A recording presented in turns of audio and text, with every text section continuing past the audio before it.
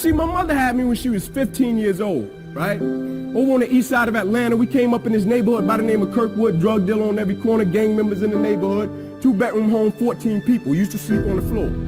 Got the opportunity to sleep in the bed one time out of the week. It was 6 of us in the bed, 3 at the foot, 3 at the head. And I came up with this dream pretty quick. I said, man, I want to go to the NFL because I had 8 uncles in that house, all 8 of which are still going in and out of prison. And so pretty quick, I said, man, I want to go to the NFL. And so I went to my big cousin tomorrow one night. I said, man, listen, I want to go to the NFL. And so we got to work for this thing. So the thing we're going to do every night, we're going to be patient. We're going to engage in consistent action. Every night, we're going to race light pole to light pole with no shoes. So every night we would get out in the street, race light pole to light pole. One night, a coach came down the street.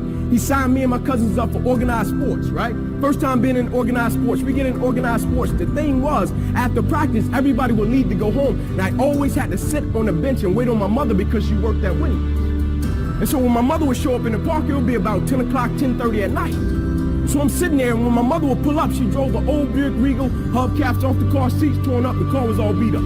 And she would pull up in the park 10:30 at night. I would jump off the bench. I would sprint over to my mother. I would say, Mom, if you don't mind, can you please sit back in your car and turn on your car lights? I have to do some extra drills. I have to go to the NFL. She would never have to work another day in your life. And I knew my mother was tired. And every night, my mother would sit back in that car, and those car lights would hit that field. And he had a 7-year-old kid doing backpedaling drills, running sprints, running laps, chasing his dream to go to the NFL. But just beyond those car lights, I could always connect with my mother's eyes, so it made me dig a little bit deeper. It made me push myself a little bit further. It made me work a little bit harder. It created a certain level of sweat equity in what I was doing. It created a certain level of pride in what I was doing. You know why people quit?